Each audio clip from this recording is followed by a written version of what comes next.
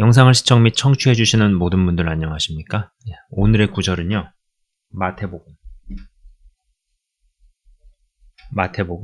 27장 38절에서 44절, 그 다음에 베드로전서 3장 18에서 20절입니다. 이 두 구절을 좀 보도록 하겠습니다. 그러나 먼저 마태복음을 읽고 나서 조금 이야기를 하고 그 다음에 아마 베드로전서 3장을 읽게 될 겁니다. 자, 여러분 보이시는 것처럼 마태복음 27장 38절에서 44절입니다. 제가 읽도록 하겠습니다. 이때 예수와 함께 강도 둘이 십자가에 못 박히니 하나는 우편에 하나는 좌편에 있더라. 지나가는 자들은 자기 머리를 흔들며 예수를 모욕하여 이르되 성전을 헐고 사흘에 짓는 자여 네가 만일 하나님의 아들이거든 자기를 구원하고 십자가에서 내려오라 하며 그와 같이 대제사장들도 서기관들과 장로들과 함께 희롱하여 이르되 그가 남은 구원하였으되 자기는 구원할 수 없도다. 그가 이스라엘의 왕이로다. 지금 십자가에서 내려올지어다. 그리하면 우리가 믿겠노라. 그가 하나님을 신뢰하니 하나님이 원하시면 이제 그를 구원하실지라. 그의 말이 나는 하나님의 아들이라 하였도다 하며 함께 십자가에 못 박힌 강도들도 이와 같이 욕하더라입니다. 유명한 구절입니다. 그죠? 예수님이 십자가에 매달리시는데 사실 엄밀히 말해서 이 십자가 처형의 자리는 예수님이 아닌 바라바가 매달렸어야 하는 자리입니다. 여러분 바라바라는 인물을 아십니까? 바라바. 마태복음 27장 16절을 보면요. 그때 바라바라 하는 유명한 죄수가 있는데 라고 기록이 되어 있습니다. 죄수인데 아주 유명한 죄수였답니다. 그냥 죄수도 아니고 유명한 죄수였대요. 악인도 그냥 악인이 아닌 역대급 악인이었다고 봐도 무방할 겁니다. 지금 시대에도 오랜 시간이 지났어도 사람들의 뇌리에 잊혀지지 않는 악인들이 존재하죠. 범죄 방식이 혹은 범행 도구가 범행 대상이 너무 말도 안 된다, 너무 엽기적이다, 너무 천인공노할 만큼의 분노를 일으키고 사람들에게 있어서 어떠한 감정을 유발시킨다 싶으면 범죄자가 잡혀도 시간이 오래 지났어도 사람들의 기억에 뇌리에 강하게 박힙니다. 한국에도 그런 범죄자들이 있었죠. 유영철이니 강호순이니 등등 있습니다. 다른 그런 범죄자들을 언급할 수 있겠죠. 여러분들도 떠올리실 수 있을 겁니다. 저는 어쩌면은 이 예수님 좌우편의 강도들이 바라바의 왼팔, 오른팔이 아니었을까 싶은 생각도 합니다. 그러니까 이 바라바가 두목이고 대장이고 왼팔, 오른팔, 왼편 강도, 오른편 강도 그렇게 되지 않았을까. 본인이 유명한 죄수인데 조직력까지 갖춰 구조적으로 악행을 저지르던 도중에 로마 정부가 범죄와의 전쟁이라도 선포를 하고 조폭, 깡패, 살인범들을 소탕작전이라도 벌였는지 아무튼 잡혔습니다. 그리고 십자가형으로 선고를 받았는데 이 바라바 대신에 예수님이 죽으셨죠. 바라바를 대신해서 예수님이 죽으셨습니다. 우리는 예수님의 사랑을 짐작도 못합니다. 바라바가 예수님 대신에 석방이 된 이후로 어떻게 되었는지 알 수 없지만 예수님은 저런 흉악한 범죄자도 사랑하신 게 맞습니다. 헌데 현실적으로 그게 어떤 것이고 얼마만한 사랑인지 짐작도 가늠도 되질 않습니다. 그렇기에 지금 제 영상을 시청 및 청취하시는 분들을 엄청나게 사랑하신다고 저는 확신을 합니다. 꼭 제 영상뿐만이 아니라 하나님을 아버지라고 부르는 사람들을 바라보시는 거, 하나님의 사랑이라는 거는 우리가 저 같은 사람이 감히 짐작을 할 수가 없는 거죠. 그리고 바라바 대신해서 십자가에 매달리시고 결국 우편 강도 한 명을 구원시키십니다. 여러분, 우편 강도도 처음에 똑같이 예수님을 욕하고 비난했습니다. 보통 우리는 십자가에 매달릴 때부터 우편 강도는 예수님을 옹호하고 변호한 것으로 생각합니다. 그러나 성경은 결코 그렇게 이야기하지 않습니다. 마태복음 27장 44절, 아까 읽은 대목이죠. 27장 44절에 분명히 함께 십자가에 못 박힌 강도들도 이와 같이 욕하더라고 이야기합니다. 같이 욕하고 예수님을 비난하던 중 심령에 혹은 내면에 무슨 일이 일어났는지는 잘 모르겠지만 예수님을 옹호하고 변호하기 시작했습니다. 그 이후에 어떻게 되었는지는 우리가 다 아는 바입니다. 그리고 저는 오른편 강도의 내면과 심령에 일어났던 그 모르겠는 일에 관심이 많습니다. 이게 저의 핵심 관심사이고 사람을 대할 때, 영혼을 대할 때 가장 중요하게 생각하는 부분입니다. 자, 이제는 베드로전서 3장 18절에서 20절을 읽어보겠습니다. 제가 읽겠습니다. 그리스도께서도 단번에 죄를 위하여 죽으사 의인으로서 불의한 자를 대신하셨으니 이는 우리를 하나님 앞으로 인도하려 하심이라. 육체로는 죽임을 당하시고 영으로는 살리심을 받으셨으니 그가 또한 영으로 가서 옥에 있는 영들에게 선포하시니라. 그들은 전에 노아의 날 방주를 준비할 동안 하나님이 오래 참고 기다리실 때에 복종하지 아니하던 자들이라. 방주에서 물로 말미암아 구원을 얻은 자가 몇 명뿐이니 겨우 8명이라. 아멘. 자, 이 구절에서 가장 흥미로운 대목은 육체로는 죽임을 당하시고 영으로는 살리심을 받으셨으니 라는 부분입니다. 그리고 해당 구절에서 그가 또한 영으로 가서 옥에 있는 영들에게 선포하시니라. 그들은 이라는 대목도 생각해보면 노아의 방주 사건 때 죽은 자들 중에 육체로는 죽고 영으로는 살림을 받은 자들이 있구나라고 생각해볼 수 있습니다.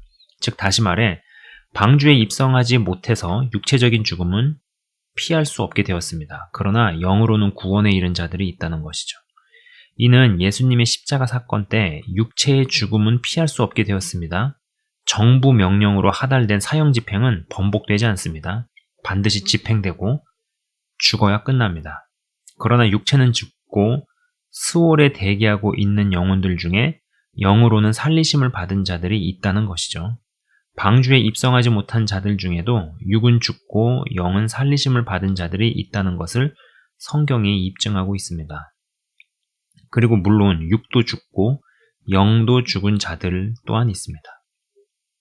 엄청난 천재지변을 피하듯 우리의 삶에서 질병으로부터 가난으로부터 탈출도 구원이라 할 수 있을 것입니다. 그렇죠?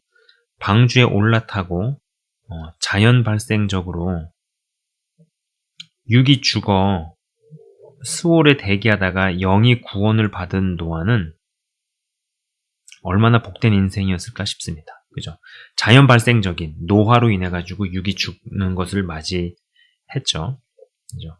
그러고 영의 구원까지도 받은 노아는 굉장히 복된 인생이었다. 우리의 인생이 이래야 하지 않을까 싶습니다. 질병으로부터 구원을 얻고 가난으로부터 구원을 얻은 뒤에 영적으로 구원을 잃는다면 아무 의미가 없을 것입니다. 반대로 영적으로 구원을 얻었지만 질병으로부터 구원을 맛보지 못하고 가난으로부터 구원을 경험해 보지 못했다면, 그래서 이것이 주님을 믿는 삶은 살았으나 대적의 공격과 올무에 눌려 살은 것에 불과했다면 영적인 구원을 얻었어서 감사해도 무언가 석연치 않게 될 것입니다. 그리고 눌려 살기만 했다면 영적인 구원을 지켜나가는 것도 구조적으로 어려워진다는 것이죠. 여러분, 저의 표현에 좀 오해가 없으셨으면 좋겠습니다.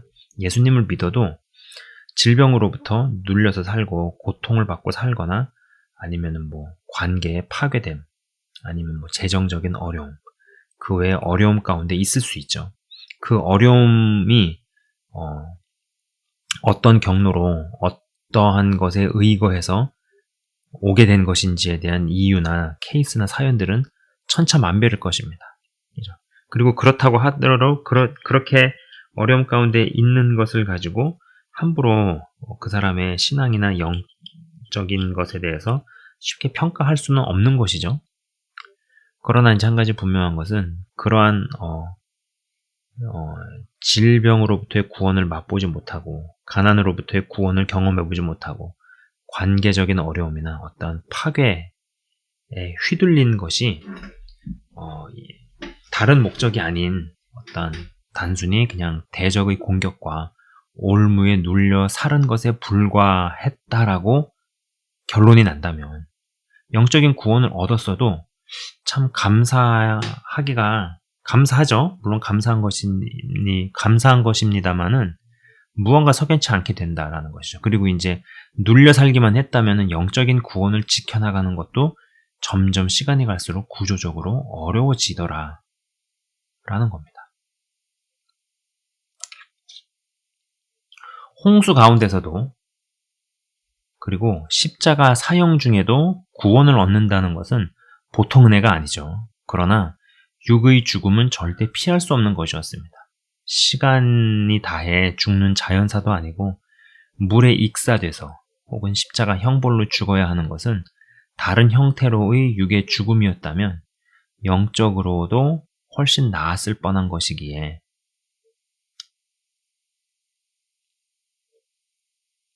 아쉬움은 남긴다는 것입니다.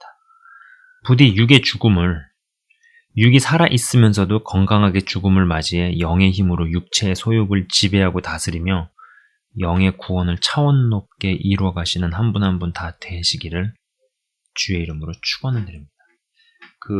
이 부분을 조금 더 다른 시각과 다양한 각도에서 좀 이야기를 해 보도록 하겠습니다. 한 분 한 분이 이 정도로 육체의 죽음을 맞이해야만이 영의 구원을 이룰 수 있는 지경으로 가지 않았으면 좋겠다라는 것이죠. 여러분, 갑자기 좀 원고에 없는 이야기이긴 하지만 보통 우리가 그런 이야기를 합니다. 자아의 죽음, 자아의 파쇄, 나의 육적인 소욕이 완전히 죽어야 한다라는 이야기를 하는데 저는 그 말만큼 말은 쉽지만 그 말을 하는 당사자들도 잘 이해를 못하고 현실적으로 잘 해석을 못하면서 너무 입에 붙어서 쉽게 쓰는 표현은 없다라는 생각이 들죠. 육신의 죽음, 자아의 죽음이 진짜 되려면은 사실 육의 생명이 끊어져야지 가능하죠. 육이 살아있는 이상 육의 소욕은 언제든 올라옵니다. 믿음이 자라고 신앙이 자라도 언젠 계속적으로 틈을 노리고 튀어 올라오고 그 일은 아마 죽을 때까지 있을 거라는 거죠. 근데 이제 어떠한 사람들은 그래서 하나님께서 인간의 인생들 가운데 여러 일들을 허용하시고 허락하시고 또 겪고 경험하는 일들을 통해서 나의 어떠함의 일부분들이 죽는 것을 경험을 합니다. 실제로 죽고 실제로 반응을 안 하게 되고 실제로 무뎌지거나 예전 같았으면 이러이러했을 사람이 그런 일들을 겪고 나서 저러저러한 하나님께서 그래도 기뻐하시는 사람으로 일부분 바뀌는 일들이 있죠.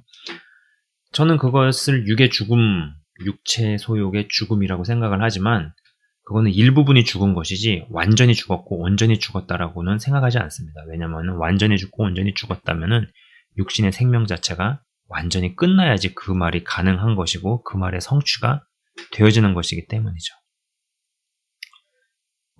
그렇다 보니까 그런 일부가 죽어나가고 그리고 이제 믿음이 자라면서 내 안에 영의 힘, 성령의 역사하심, 영의 소욕이 육신의 어떠함을 지배하고 또 다스리고 정복하는 영역이 강해지면서 살아가게 되면은 우리 육을 의의 병기로 하나님 기뻐하시는 일에 도구로 내어드리는 것이 가능해지면은 육신의 생명을 건강하게 누리면서